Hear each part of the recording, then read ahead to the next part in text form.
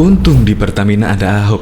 Kalau tidak, kemungkinan Pertamina akan merugi seperti Chevron yang kerugiannya 121 triliun rupiah dan juga mem-PHK karyawannya 6.500 orang. Dan di Pertamina, selain kerugiannya 11 triliun, tapi di Pertamina tidak ada satupun karyawan yang terkena PHK. Dan kerugian Pertamina itu juga disebabkan karena faktor konsumsi minyak dan gas pada waktu pandemi turun drastis hingga 50%. Dan juga harga minyak di dunia anjlok sehingga menyebabkan Pertamina pada kuartal pertama rugi sampai 11 triliun. Bahkan perusahaan-perusahaan minyak dan gas di seluruh dunia juga mengalami kerugian. Chevron juga mencatat kerugian hingga 121 triliun dan juga telah mem-PHK karyawannya sebanyak 6.500 orang. Dan kerugian Chevron dikarenakan produksi minyak dan gas menurun drastis semasa pandemi ini. Akibatnya Chevron juga mengalami kerugian dan mem-PHK karyawannya. Di Twitter kemarin juga trending, gara-gara Pertamina merugi 11 triliun,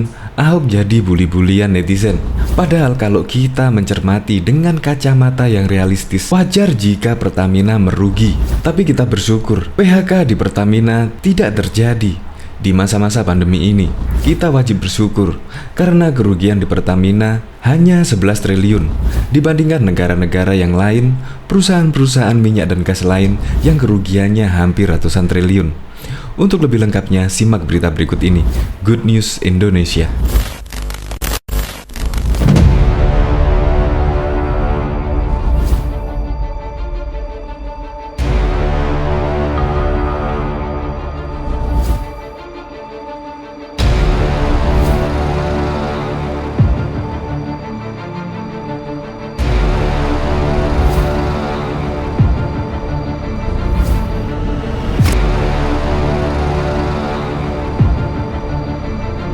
Belum menyaksikan video ini, pastikan bosku jangan lupa subscribe. Karena subscribe itu gratis plus bonus tonton video terbaru setiap harinya. Jangan lupa ya. Pertamina rugi hingga 11 triliun. Chevron malah rugi 121 triliun. Untung Pertamina ada Ahok. Perusahaan energi Chevron melaporkan kerugian bersih senilai 8,3 miliar atau setara dengan 121,18 triliun.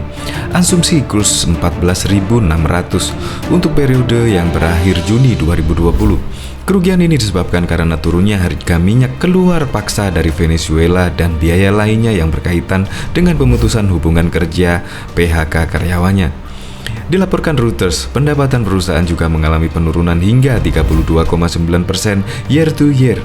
Ini merupakan penurunan pendapatan terdalam dalam aktivitas ekonomi dalam era modern.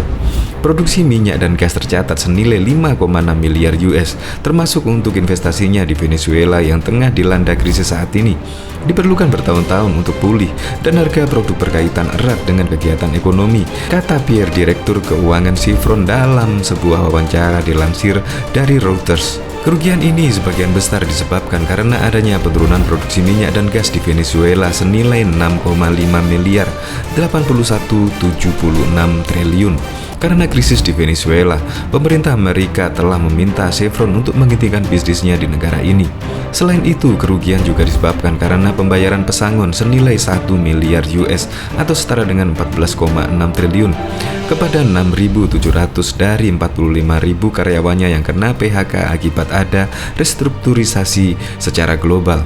Kerugian juga dialami PT Pertamina Persero di semester 1 2020 dan kabar ini kurang menggembirakan setelah pembukuan rugi tahun berjalan yang dapat diatribusikan kepada pemilik entitas induk senilai 767 juta US atau setara dengan 11,13 triliun.